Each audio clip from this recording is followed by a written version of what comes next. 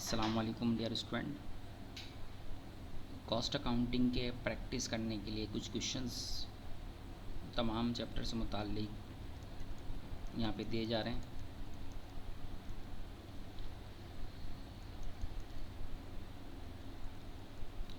इसमें सबसे पहला chapter job order costing.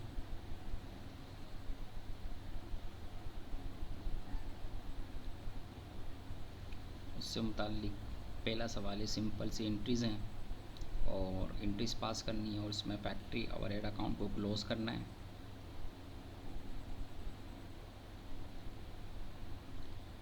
Question number 2, इसमें भी सिंपल सी एंट्रीज पास करनी है आपने और यहाँ पर एफओज अप्लाइड रेट आपने फाइंड करना है 0.6 में और उसकी एंट्री पास करनी है।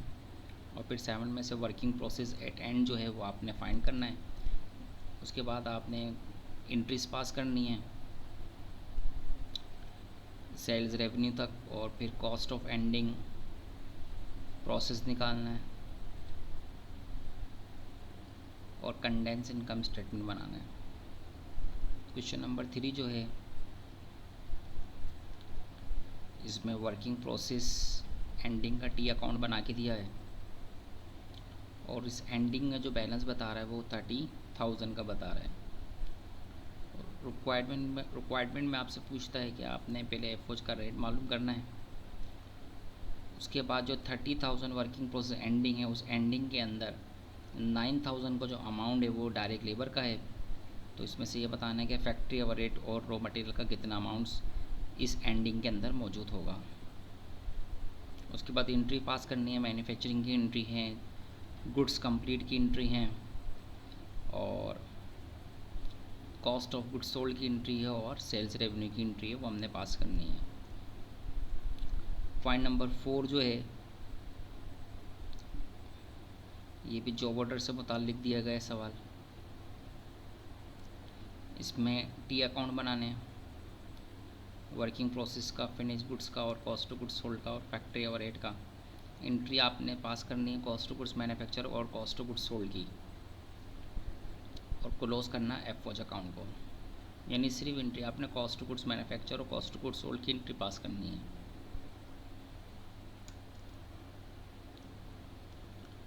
उसके बाद सेकंड चैप्टर आपका प्रोसेस कॉस्टिंग है।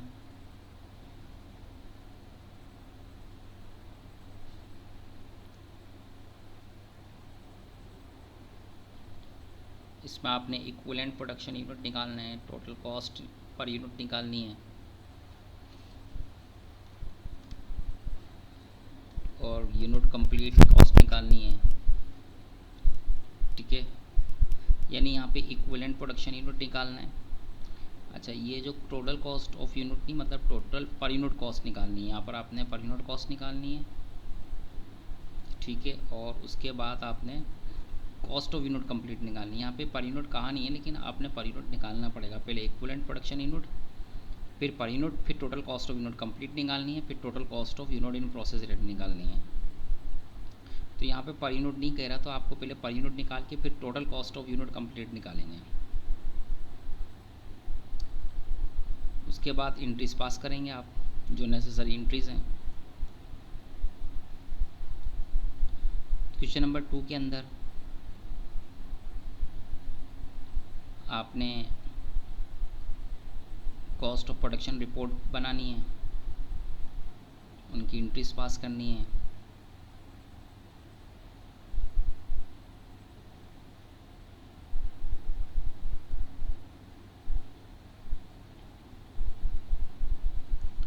और क्वेश्चन नंबर 3 जो है इसमें बिगिनिंग प्रोसेस नहीं है, तो बिगिनिंग प्रोसेस को छोड़ दीजिएगा।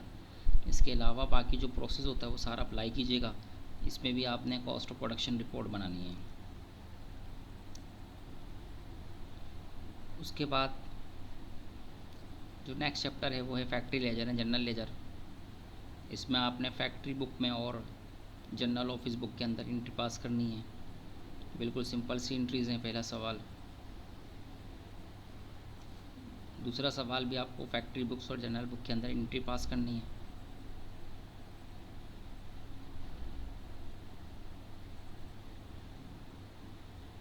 तीसरा सवाल भी आपने एंट्रीज पास करनी है दोनों बुक्स के अंदर।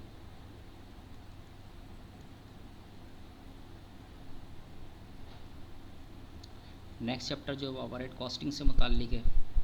इसमें पहले सवाल में आपने एफओज का रेट मालूम करना है।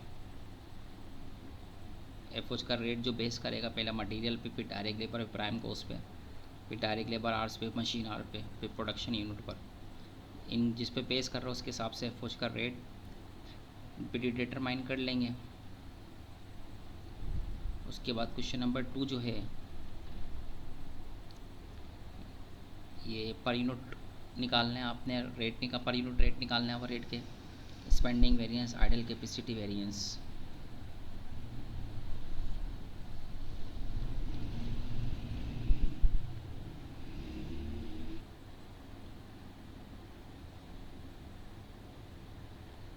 और अंडर अप्लाई ओवर अप्लाई भी निकालना है और एंट्रीज भी पास करनी है। क्वेश्चन नंबर 3 जो है उसमें भी आपने आइडल कैपेसिटी वेरिएंस और स्पेंडिंग वेरिएंस मालूम करना है। और क्वेश्चन नंबर 4 जो है इसमें भी आइडल और कैपेसिटी वेरिएंस निकालना है, आइडल कैपेसिटी वेरिएंस और स्पेंडिंग वेरिएंस निकालना है। नेक्स्ट चैप्टर आपका डिपार्टमेंटलाइजेशन ऑफ ओवरहेड है। इस पहले सवाल के अंदर सर्विस डिपार्टमेंट की जो कॉस्ट हैं वो सर्विस डिपार्टमेंट अपनी कॉस्ट को एलोकेट करेगा। तो जो डिपार्टमेंट अपनी कॉस्ट को एलोकेट करता जाएगा वो ज़ीरो होता जाएगा।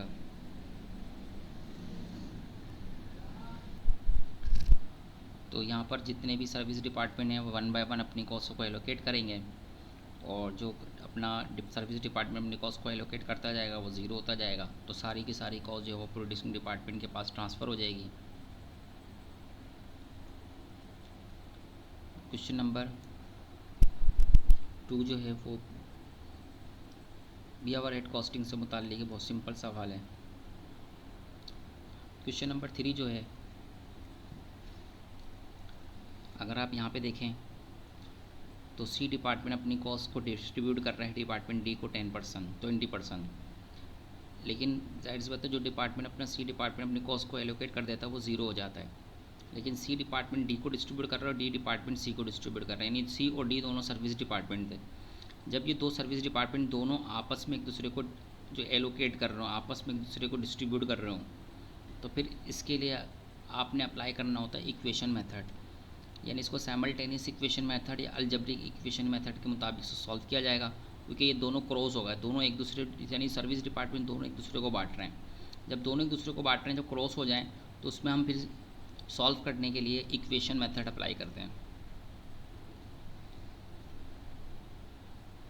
क्वेश्चन नंबर 4 भी सेम, सर्विस डिपार्टमेंट कॉस्ट को एलोकेट करोगे आप इक्वेशन मेथड के तहत।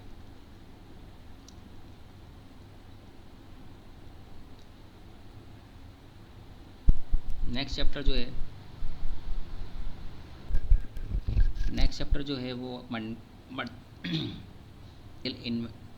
जो है वो मटेरियल इन्वेंट्री सिस्टम के नाम पर है। और इसमें आपने store ledger card, material ledger card बनाना है।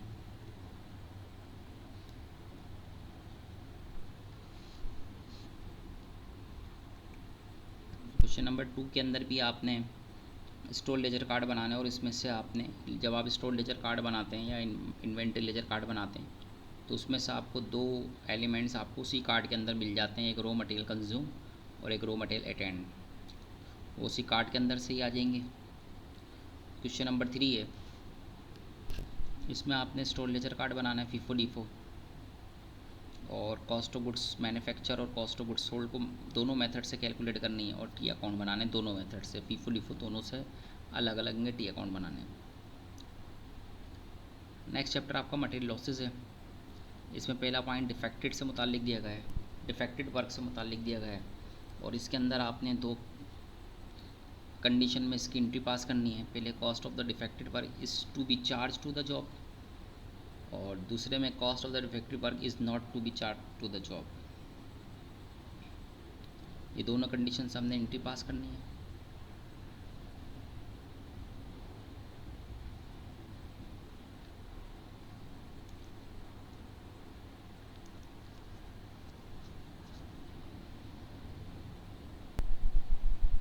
क्वेश्चन नंबर 2 जो है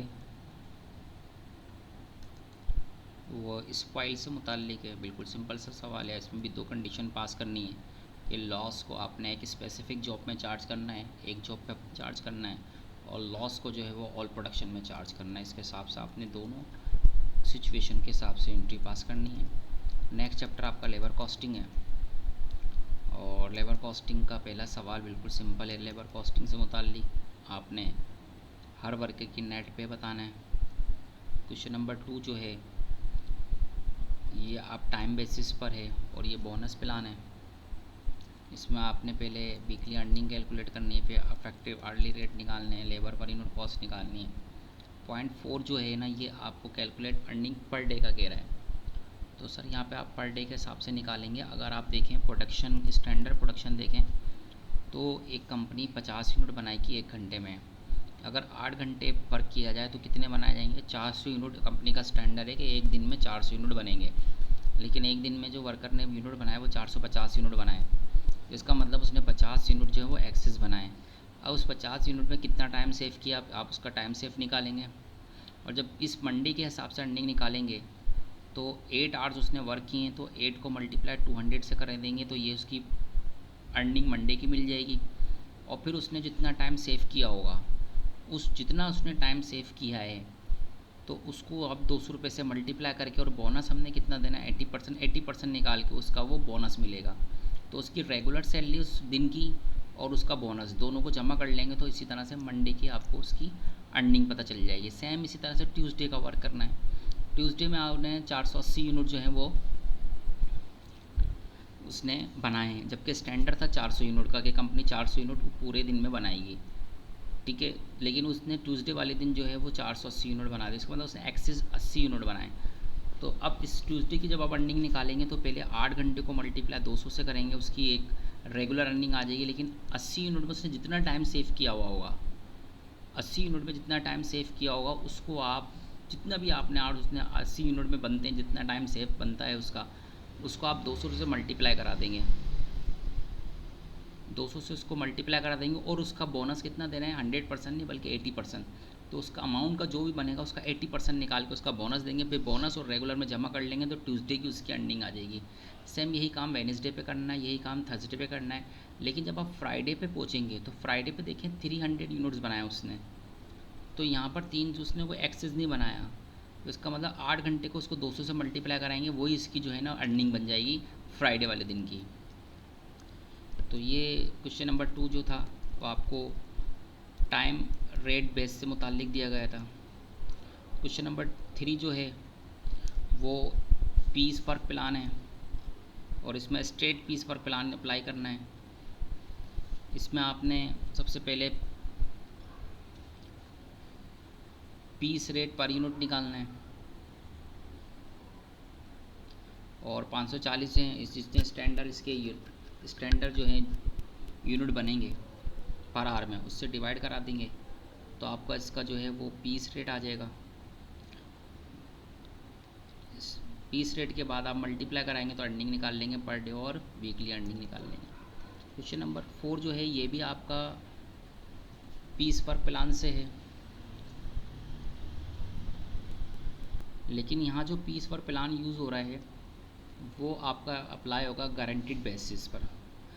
तो यहाँ इस 2 तरह के 4 तरह के मेथड होते हैं, लेकिन इसमें 2 तरह के आपके यूटिलाइज़ हो रहे हैं। एक स्ट्रेट पीस पर प्लान है, उसमें तो सीधा सीधा है कि जो आपका पर यूनिट निकाला आपने मल्टीप्लाई कर देना है। एक पीस पर प्लान विद गारंटीड बेसिस है, और इसके मुतालिक हम लोग इसकी अर्निंग निकालेंगे। अर्निंग पर आवर और labour cost of each worker की हम लेबर कॉस्ट निकालेंगे पर यूनिट। नेक्स्ट चैप्टर आपका मैन्युफैक्चरिंग कॉस्टिंग से है, मैन्युफैक्चरिंग कंसेंट से मुतालिक है। और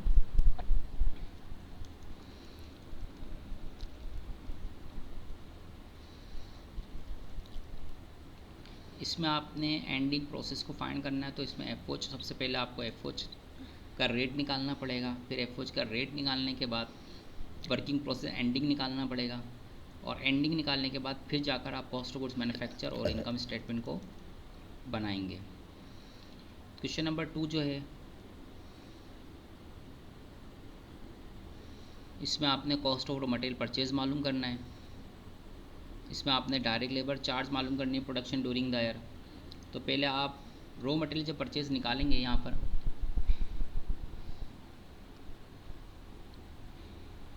तो आपको यहाँ डायरेक्ट मटेरियल यूज़ दिया। डायरेक्ट मटेरियल यूज़ के अंदर एंडिंग मटेरियल को ऐड करवा देंगे, बिगिनिंग को लेस करा देंगे, तो आपको रॉ मटेरियल परचेज मिल जाएगा।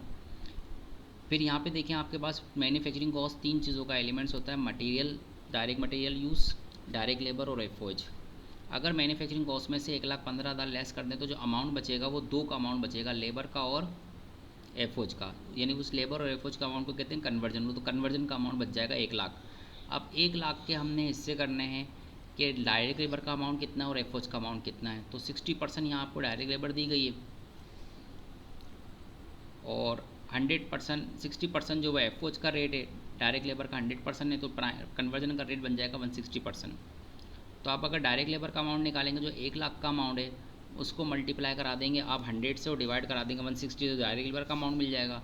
अगर आपको एफओज का अमाउंट भी निकालना हो तो वही जो आपका कन्वर्जन का 1 लाख का अमाउंट आ रहा है उसको मल्टीप्लाई 60 पे करा के डिवाइड 160 पे करा देंगे तो एफओज का अमाउंट आ जाएगा। लेकिन बहरहाल यहाँ डायरेक्ट लेबर का अमाउंट मालूम करना है।